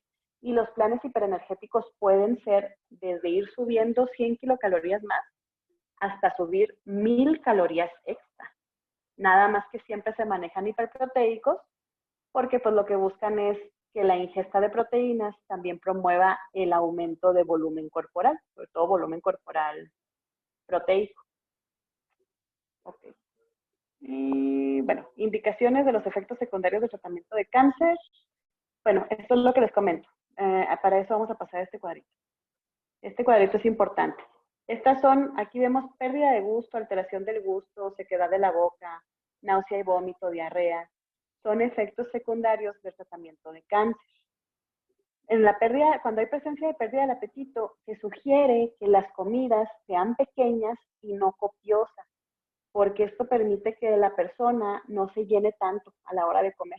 Y el no llenarse tanto le permite que al siguiente tiempo de comida pueda comer adecuadamente. ¿Sí? Hacer agradable la hora de la comida, pues esto es importante, no tratar, estas ya son recomendaciones que también incluso hacen un poco de enfoque a la cuestión emocional, que es no hablar de la patología mientras está comiendo, no hablar de tratamiento, hablar de cosas agradables. Incluso en pérdida del apetito se maneja lo que es el uso de suplementos, que ya pueden ser suplementos vía oral, pero de fórmulas enterales. Ahí entran el uso, por ejemplo, del Suportán, que es de Fresenius, o las marcas, por ejemplo, de Ensure, que son de Abbott. Todo ese tipo de productos se pueden integrar a la dieta de este paciente y está dando calorías extra, carbohidratos extra, proteínas extra. Entonces, casi siempre cuando hay pérdida de apetito, lo que se va a sugerir es suplementar la dieta. ¿Por qué? Porque si hay pérdida de apetito, ya hay una selección muy específica de alimentos, vamos a ver que hay limitación en los nutrientes que entran a la dieta.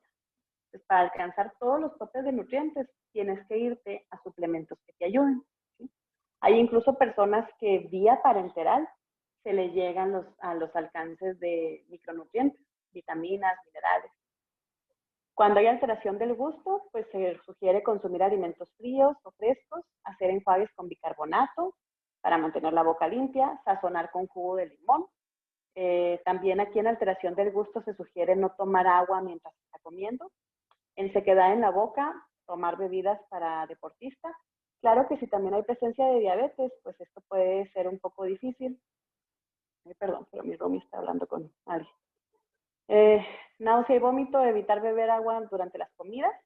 Esto para pues, no mejorar un poquito el proceso digestivo. Consumir alimentos secos, los pretzels, las galletas saladas son una buena opción para darle como que ya cierta consistencia. Seleccionar alimentos poco olorosos, incluso cuando hay presencia de náusea y vómito. Una sugerencia básica es que la persona no cocine sus alimentos. Esta es una de las primeras sugerencias. Porque si se fijan, cuando hay disgeusia también, por ejemplo, el estar cocinando llena tanto los sentidos, porque al final de cuentas hablábamos que la alimentación empieza por las características organolépticas de los alimentos. Entonces, una persona cuando está cocinando muchas veces se llena y esto ya no le permite tener apetito. ¿Sí? Y cuando ya hay presencia de diarrea, pues controlar la diarrea completamente. Estos son como que los efectos secundarios típicos de los tratamientos del paciente oncológico y estas son recomendaciones que se pueden hacer. Acuérdense que este documento está cargado en la sesión o el tópico 6, no me acuerdo, ahí en su plataforma. Y ya a partir de aquí es de donde va a venir nuestro primer examen, que yo creo que lo vamos a poner principios de octubre, ¿sí? Que sería la parte de dietoterapia. Y ya con esto, pues, si no hay dudas, vamos a comenzar con la dinámica energética. ¿Qué les parece? ¿Sí? Muy bien. Bueno, ¿cómo se siente? Bien. Veo su entereza. Ok. Ahora, ¿dijo 6 de octubre o 16 de octubre? No, principios de octubre. Principios de octubre. Ah, principios. Todavía no me voy con ok. una fecha específica. ¿El contenido del examen llegaría hasta esto, mencionó? ¿O solo dietoterapia?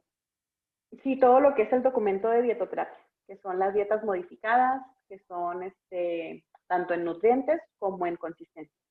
Sin los micronutrientes y eso. Tal vez les pregunte de micros la función. Por ejemplo, mineral que interviene en la formación de los caracteres sexuales secundarios o que interviene en el desarrollo hormonal en el paciente adolescente. Bueno. Facilísimo. ¿Cuál es? ¿De una vez? ¿Cuál es? ¿Quién se acuerda cuál es? ¿No es el ¿Cuál retinol? mineral ayudaba? Ay, no me acuerdo. Mineral. Retinol es vitamina, provitamina A. ¿Mineral que ayuda a qué? al desarrollo hormonal, desarrollo de los caracteres sexuales secundarios en la adolescencia. Hierro. Acuérdense que el zinc. El hierro es más con, ¿qué? Es más con lo de la coagulación. Y glóbulos rojos, todo ese tipo de cosas. Ujú. Cromo, regulación de qué?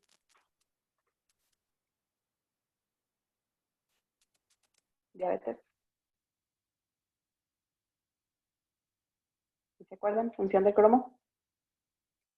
Porque se usa tanto picolinato de Por la cromo con composición pacientes de la con glucosa obesidad. y eso, ¿no? Exactamente, muy bien. Ayuda mucho a la regulación de la glucosa. Perfecto. Por eso se usa tanto en pacientes con obesidad y como un tratamiento alternativo, como un tipo de complemento nutricional. Ok. Bueno, sí, yo creo que lo básico que les voy a preguntar es de micros. De macros no, porque macros es un tema muy fácil que ya realmente conforme lo vamos viendo aquí en terapia ya lo dominan. Pero micros sí es un tema que me interesa que repasemos un poquito las funciones, porque cuando pasemos al tema de inmunonutrición vamos a ver micros y vamos a ver precisamente vitamina A, vitamina E, selenio, zinc, los omegas, que son los elementos básicos de la inmunonutrición. Ya de hecho, después no sé qué vamos a ver primero, si dinámica energética o nutrición enteral o parenteral. El examen sería en la plataforma, exactamente, Priscila. El examen sería un banco de preguntas que se va a presentar ahí en el Moodle y lo van a ir contestando. Son preguntas de opción múltiple, falso, verdadero. Trato de no ponerles preguntas así que contesten una respuesta específica, porque luego la plataforma es muy literal. Si no pones un acento, ya te la puso mal y ahí tienes que meterte a tu calificar manualmente y es un rollo. Yo generalmente me voy con puras preguntas de opción múltiple y falso y verdadero, y hasta ahí me quedo. Entonces, realmente en este examen, pues vendrían funciones de los micros, así las básicas, las más importantes de minerales y vitaminas. Vimos que las vitaminas tienen muchas funciones, pero si se fijan tienen alguna o dos básicas, que son las que más la definen. Y los conceptos generales, por ejemplo, qué es alimentación, qué es nutrición, qué es dieta, qué es una recomendación nutricional, qué es una necesidad nutricional, y las leyes de la alimentación. ¿Qué significa que la alimentación sea adecuada, equilibrada, variada, inocua, completa? ¿Sí? Que fue lo que vimos al principio. Y pues ya, esta parte de la dietoterapia. Y ya nuestro segundo examen, pues ya partiría de dinámica energética, que ahí ya entraría la dinámica energética, enteral y parenteral. Y ya realmente cuando veamos enteral y parenteral y dinámica energética, ya lo que nos vamos a dedicar más que nada es hacer pensamiento crítico, es empezar a ver pensamiento crítico en base a casos clínicos. Voy a empezar a ponerles ciertos casos y ustedes van a prescribir el tipo de dieta que sea adecuada. Incluso en casos vamos a ver así como que la evolución del caso, que inicia con nutrición enteral parenteral, soporte mixto, y cómo va evolucionando y a través de qué tipo de dieta va a ir evolucionando el paciente, ya cuando esté dado de alta. ¿Qué es lo que más me interesa ver? O sea, tenemos que ver la parte teórica, pero me interesa mucho que empecemos a ver esa parte también de pensamiento crítico, porque al final de cuentas vamos a basarnos mucho en en ASTEN, pero las guías, incluso aunque sean guías ESTEN, siempre te dicen de criterios. Siempre te dicen, ok, en paciente patópata, en paciente nefrópata, las guías recomiendan tal cosa, tanta proteína, tantas calorías, tal vía de administración, tal tipo de fórmula, pero luego te ponen el razonamiento, que es, ok, pero si el paciente presenta esto y esto y esto y esto y esto y esto, se sugieren tales cosas, porque sabemos que no son así como que muy totalitarias todas esas guías, siempre te dan como que esas opciones donde buscas razonar.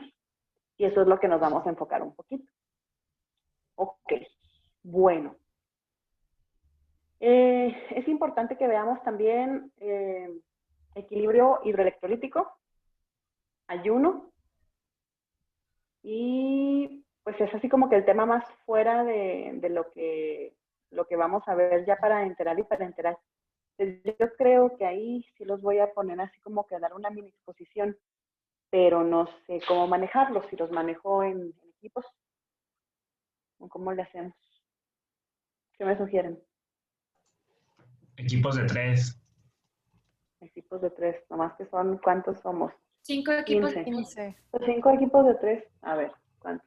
Ahora dejen ver si me alcanzan los temas. Equilibrio hidroelectrolítico. En una de las sesiones de ahí de la plataforma les puse varios links. No he subido los videos, Marco, no he tenido. En una de las sesiones les puse links para, creo que son 3 libros. Uno es de soporte nutricional en el paciente quirúrgico, otro es el de Kraus, creo, y otro es el de Anaya y Arenas, que es de nutrición enteral y parenteral. Ese se los recomiendo muchísimo. Todo lo que sea soporte nutricional, vía enteral y parenteral, ese libro es el básico. De hecho, en ese libro viene precisamente todo lo de equilibrio hidroelectrolítico. Entonces, déjenme, a ver, vamos a darnos un break. Vamos a darnos un break de 20 minutitos. Sirve que yo veo qué temas tengo y ahorita que regresemos ya les digo cómo quedan los temas para los 5 equipos. Ok, ¿Parece? doctora. Sí. Ok. 20 minutitos. Ok. ¿A qué hora? Patología de líquidos y electrolitos. Este es un tema. ¿Cómo dijo? Líquidos y electrolitos. Fisiopatología de líquidos y electrolitos. Ese es uno.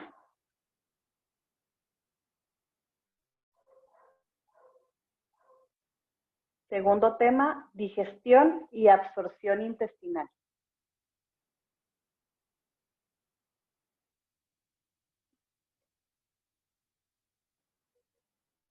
Tercer tema, patología de la desnutrición.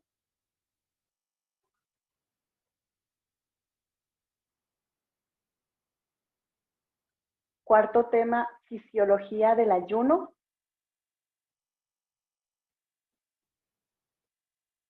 Y el quinto tema, inmunonutrición. Inmunonutrición. Ok, todos estos temas vienen en el libro de Anaya y Arenas, el de nutrición enteral y parenteral. Déjenme les pongo el libro aquí. A ver, lo tengo guardado. Si me lo encuentro.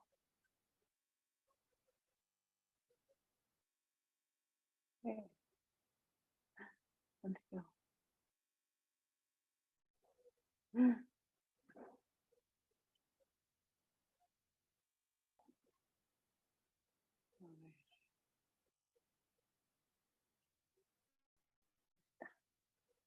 Okay. Ese es el libro, Nutrición Enteral y Parenteral, de Roberto Anaya Prado, Humberto Arenas Márquez y Diego Arenas Moya.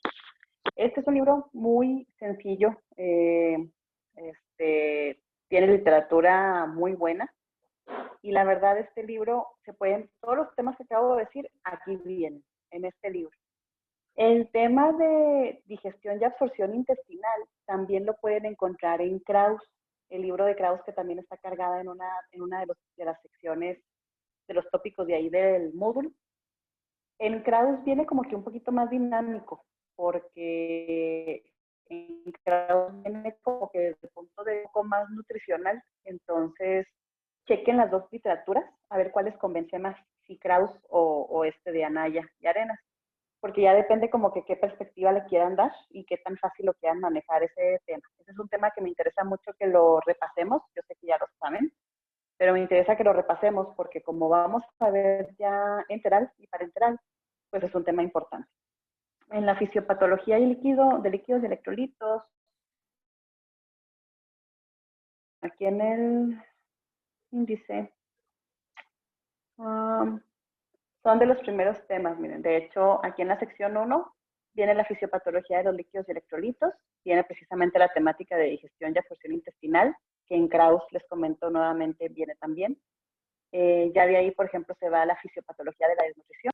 Es un tema bastante sencillo, lo manejo muy sencillo. Y la fisiopatología del ayuno. La fisiopatología del ayuno me interesa sobre todo que aprendan a distinguir entre ayuno temprano y ayuno tardío, que es lo básico para entender desnutrición y entender la razón por la cual en algunos pacientes vamos a usar glutamina, alanina, arginina, Y es una temática que viene desde aquí, desde la fisiopatología del ayuno. Ya al tema de inmunonutrición, ¿dónde estaba? Es que inmunonutrición viene de dos maneras, muy resumido o súper prolongado. Aquí está, nutrientes especializados. Tiene, por ejemplo, nutrientes, inmunidad, nutrición inmunomoduladora. Ese es el tema que recomiendo, de ahí lo saco. Porque si se fijan, después de hablar de nutrientes e inmunidad, se empieza a desglosar con hablar de glutamina, hablar de arginina, de ácidos grasos, prebióticos y probióticos, fitoquímicos. Y la verdad es que en el capítulo 63, el que dice nutrientes e inmunidad, viene todo. O sea, vienen todos estos nutrientes como que ya establecidos de una forma resumida. Les sugiero que de ahí lo saquen, porque si se van uno por uno, la verdad es muchísima información, mucha, y se va a hacer una exposición muy alargada. Y la verdad se me hace como que innecesario, porque es muy básico lo que es la función de estos nutrientes. Y realmente en el capítulo 63 lo encuentran ya de una manera resumida. Les sugiero que de ahí lo saquen. Pueden usar literatura de otros lados, pueden usar artículos recientes que hablen de eso. Se habla mucho de inmunonutrición cuando hablamos de paciente en el perioperatorio. Es de donde más hay temática y donde más hay documentación de inmunonutrición. Cuando hablan de inmunonutrición, también a lo mejor hay que hablar un poquito de soporte nutricional. Ahora viene lo bueno. ¿Qué tema aquí? Los equipos. A ver, ¿cómo quedarían? Tomen en cuenta que pues no los conozco realmente, entonces ustedes díganme cómo quieren sus equipos.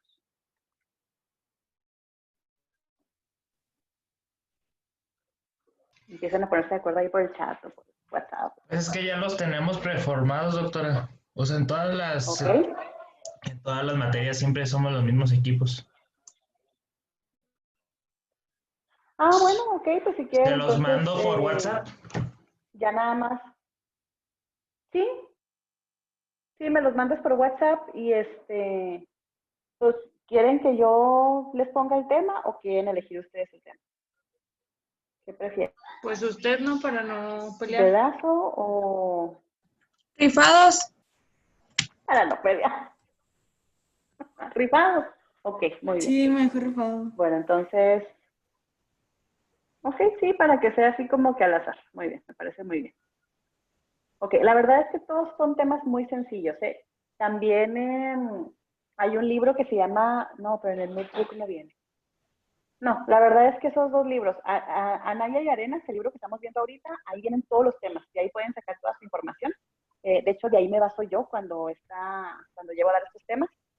Y les digo, el de absorción intestinal, ese sí, la verdad, en Krauss viene muy padre explicado, y hay imágenes también padres, entonces chequen el libro de Krauss ahí en el Moodle, y cualquier problemática que tengan para acceder al link o algo, me dicen, por favor, para yo poder arreglar eso.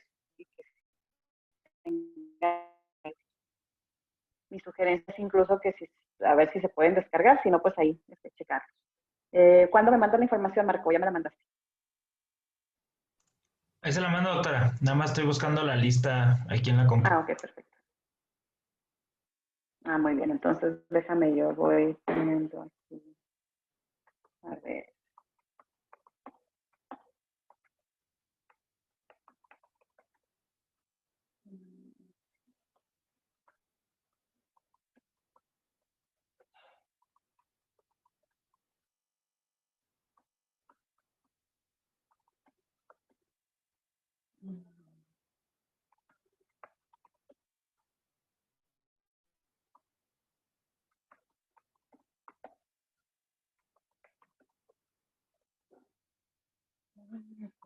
¿Cuál te me falta?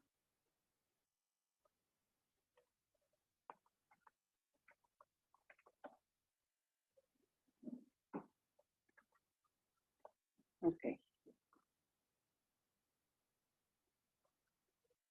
Bueno, ya conforme me mandé Marco los equipos, ya voy haciendo yo, ya tengo aquí a qué equipo le va a tocar qué. Ya nada más yo voy ahí poniendo 1, 2 o 3. Eh, bueno, que eso sería como quien dice lo que seguiría realmente. De la presentación, les sugiero que lo hagan de una manera sencilla, una manera que traten de poner en sus palabras lo que lean en el libro, traten de usar imágenes, traten de usar diagramas, la manera en que sea más fácil que se les quede la información. La verdad, en la temática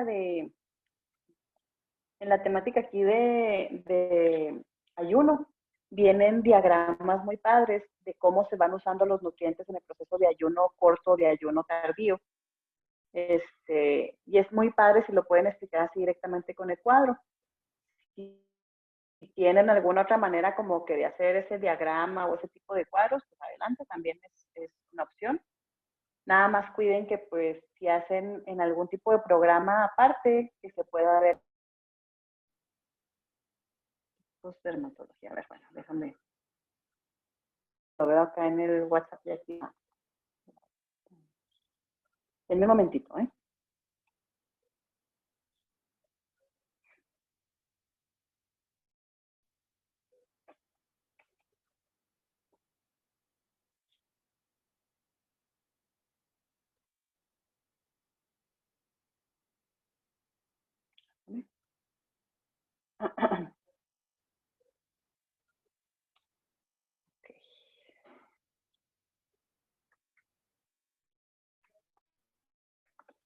Ahí estoy haciendo ya los equipos.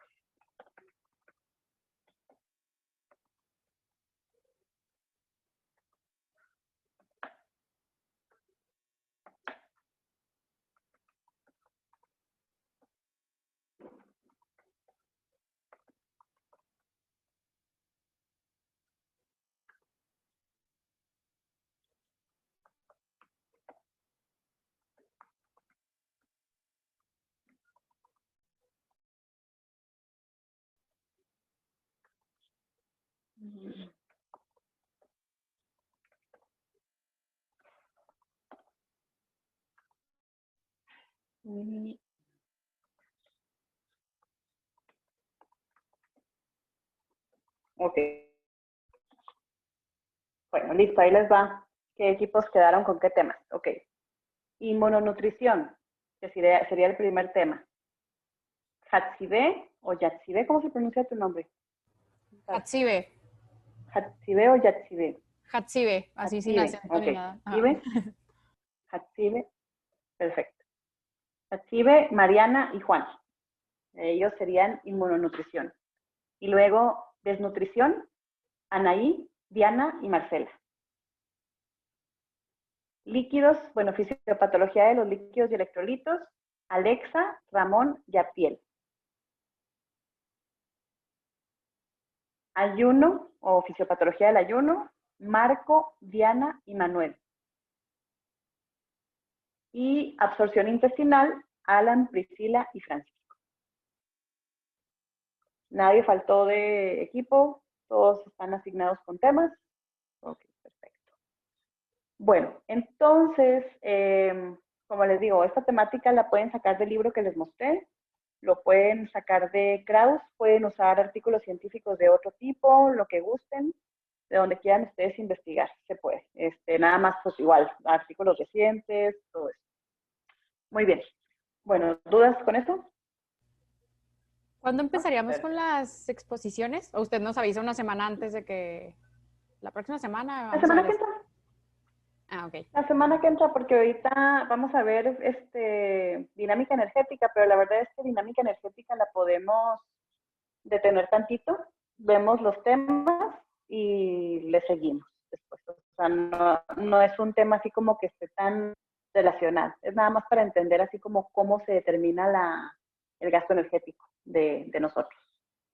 Ok, entonces pasamos a ese tema ya, ¿les parece? Y déjenme entonces nomás busco el documento porque aunque tengo organizado todo, la verdad es que sí se me perdieron algunas cositas. Doctora, ¿está bien si me puedo ir 10 minutos antes de que Dígame. la clase? Es que tengo consulta con el doctor a las 6. Sí, no te preocupes, ahorita si mucho terminamos 5:30, 5:40, no creas que voy a darme ahorita tanto. Ah, ok, gracias. No te preocupes. Denme. Ok, a ver, abrir otra aplicación. Dejen que esta cosa cierre.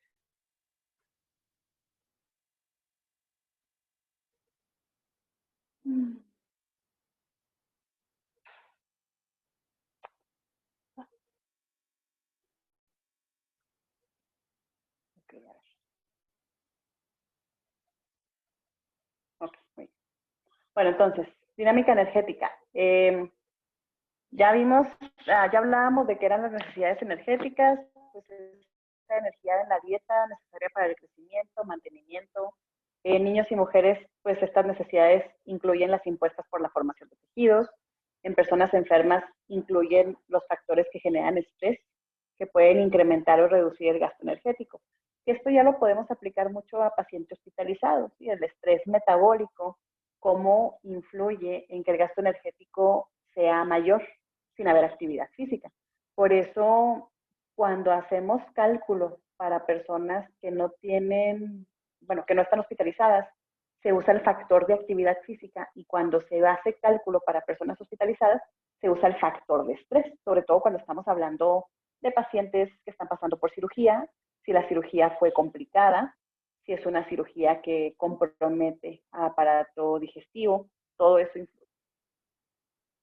Y bueno, la energía que nosotros consumimos, se consume en el cuerpo en forma de gasto energético basal. También ahí tiene que ver el efecto térmico de los alimentos y la termogenia por actividad. La suma de estos tres permite estimar un gasto energético total. Entonces, cuando yo quiero estimar un gasto energético total, tengo que sacar estos tres valores. Y el primero que se saca es el gasto basal, porque resulta que el efecto térmico de los alimentos y la termogenia por actividad derivan del gasto energético basal. La termogenia por actividad muchas veces puede derivar del gasto energético basal o puede agregarse como un factor. Hay dos maneras de calcular. Una es sacando el gasto basal con alguna fórmula predictiva, como Harris, como Mifflin, o fórmulas empíricas, que ahorita vamos a hablar de ellas.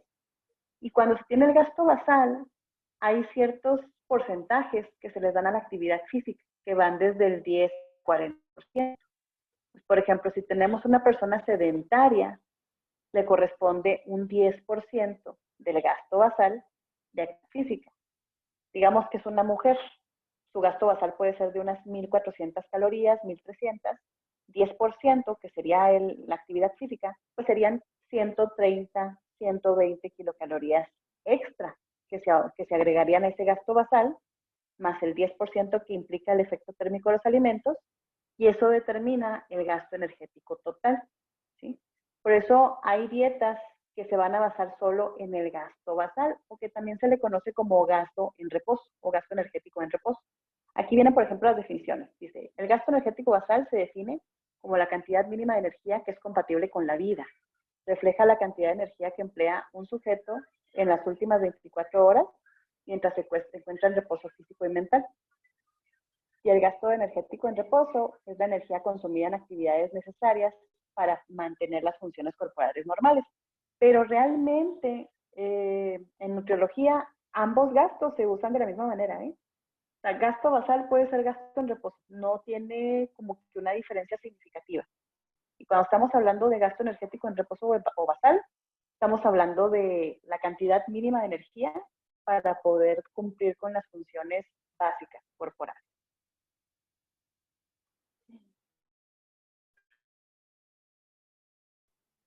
Pero me hace que es el formato. A ver, espérenme tantito. Déjenme lo paso a PDF. Estoy batallando ahí con el PowerPoint.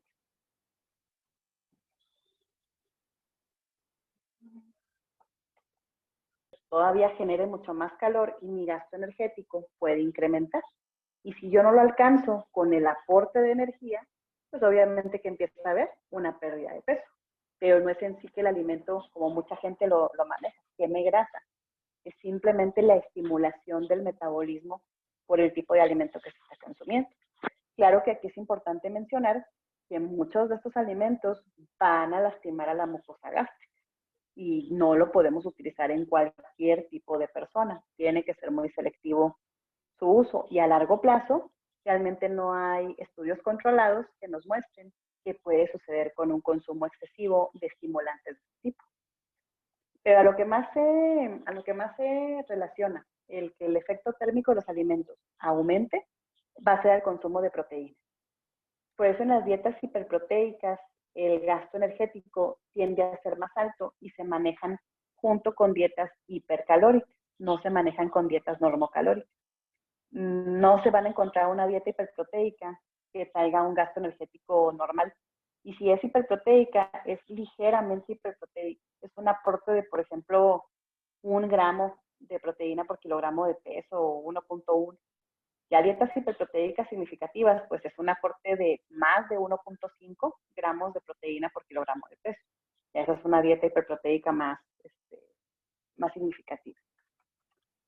Bueno, y otro componente del gasto energético, pues va a ser la termogenia por actividad, que esta pues corresponde a la energía consumida durante la práctica de un deporte o ejercicio. Mientras que también tenemos a la termogenia por actividad no relacionada con el ejercicio. Esta es la energía que consumimos pues, en nuestras actividades diarias. Esto ya se los venía mencionando yo desde hace ratito, que existía el término ejercicio y actividad física.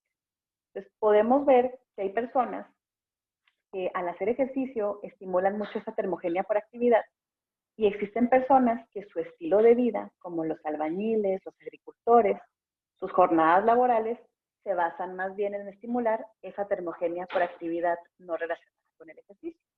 Entonces, vemos un gasto energético alto en ambos tipos de personas, aquellas personas que son atletas o son deportistas y aquellas personas que se dedican a ese tipo de actividades que mencionamos previamente. Dice, la actividad física constituye el componente más variable del gasto total. Puede ser de 100 calorías en sujetos sedentarios o llegar hasta 3.000 calorías extra en atletas.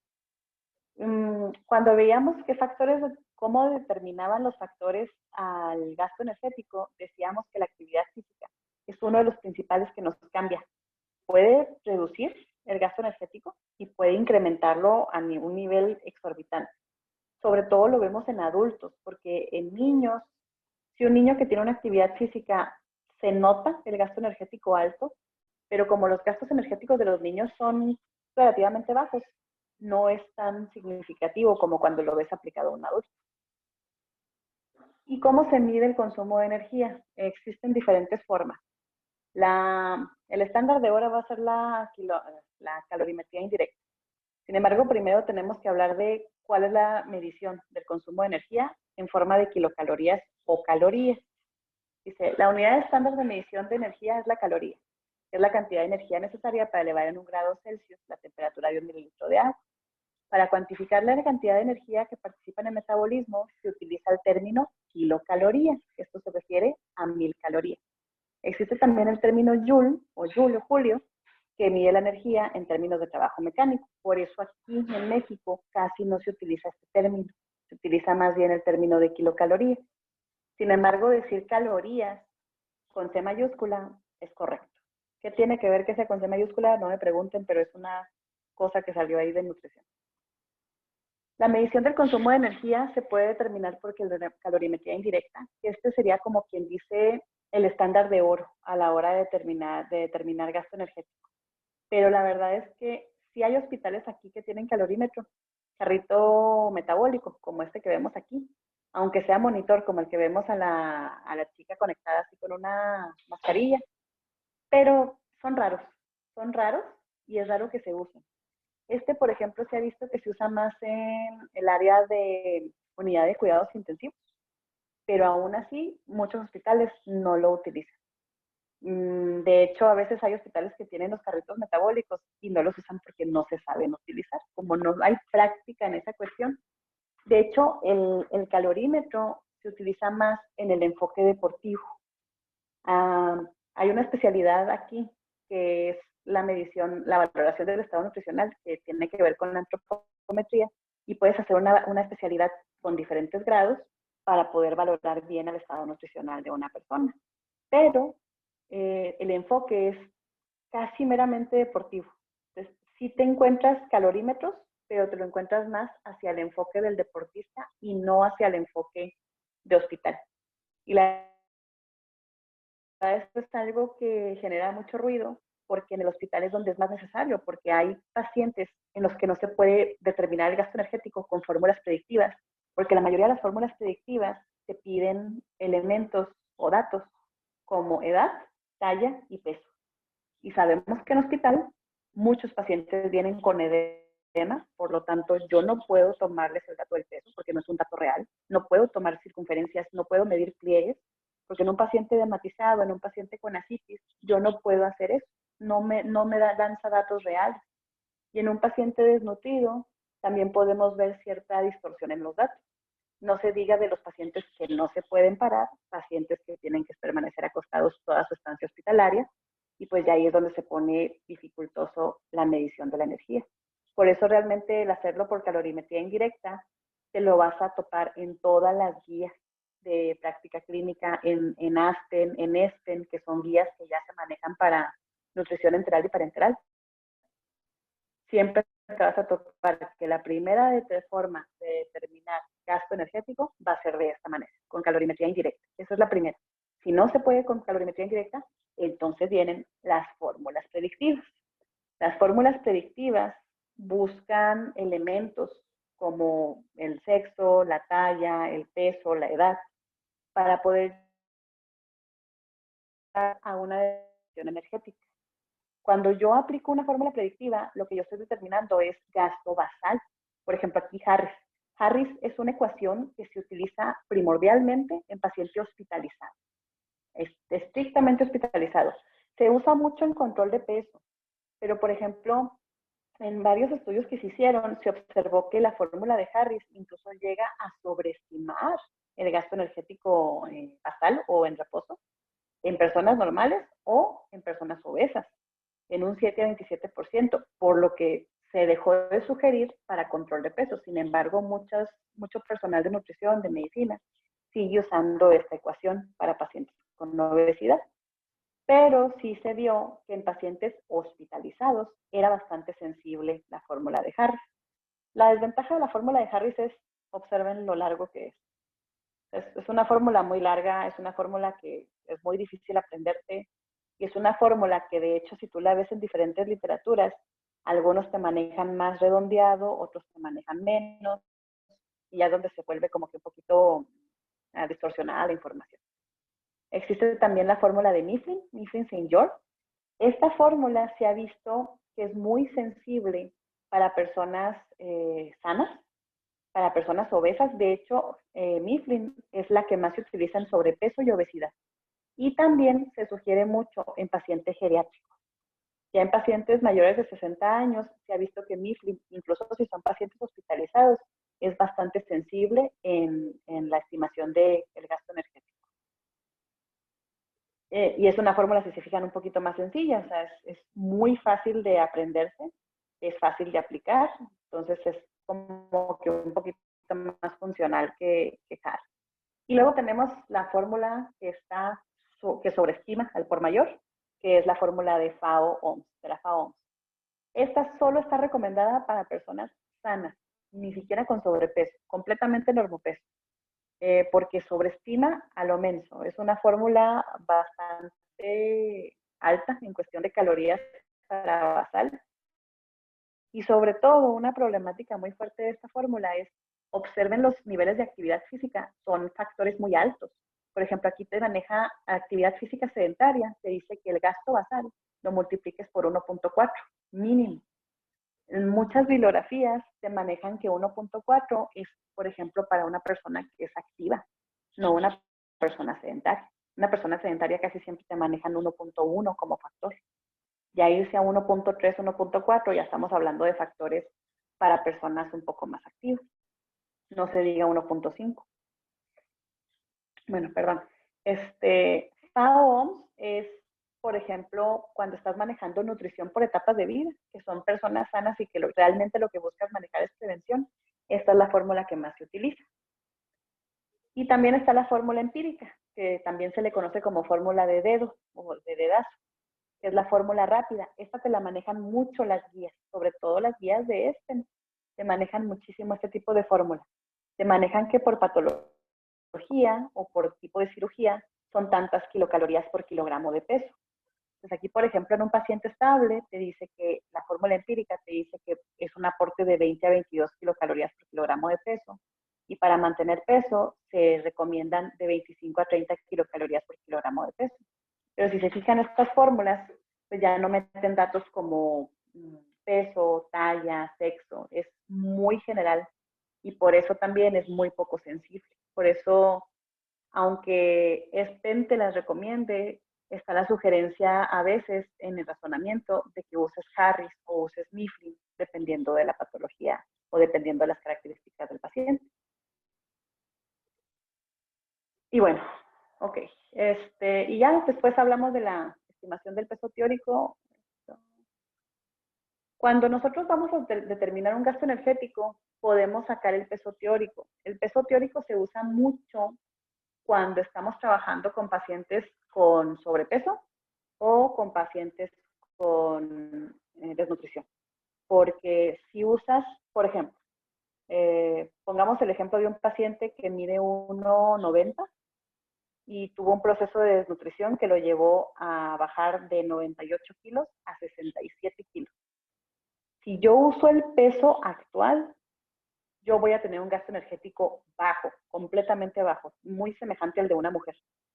Si yo uso el peso teórico, puedo tener un gasto energético un poco más sensible para aplicar una dieta hipercalórica y empezar a promover el aumento de peso.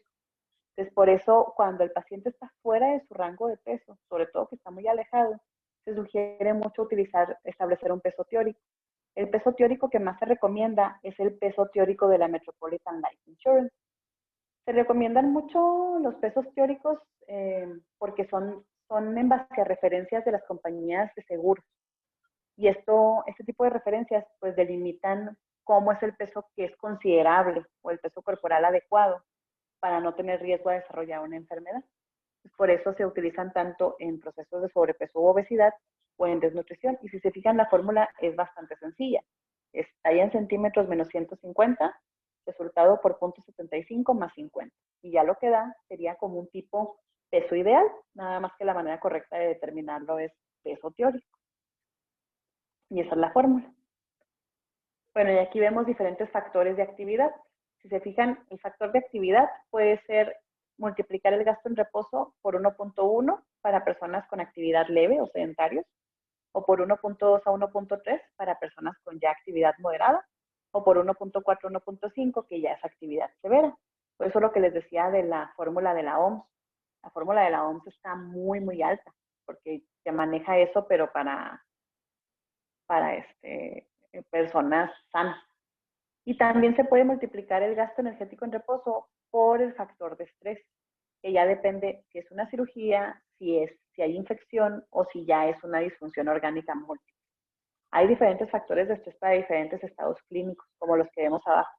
Para fiebre es un factor de 1.2, cirugía electiva de 1 a 1.1, ya un proceso de sepsis va desde 1.2 a 1.4.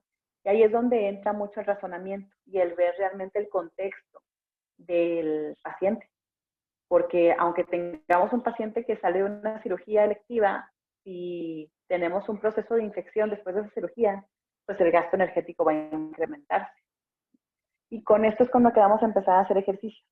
Con esto vamos a empezar ya a establecer casos clínicos desde paciente que come vía oral, paciente que come vía parenteral o paciente que come vía enteral. Vamos a estar así como que determinando gastos energéticos. Entonces, si quieren, aquí vamos a dejarle, porque ya aquí es hablar de puros números. Me gustaría ya mejor esto empezarlo la otra semana, después de sus temas, para ver realmente que empecemos a hacer cálculos. ¿Qué les parece? ¿Sí? Doctora, Dígame. todas las exposiciones van a ser la semana pasada.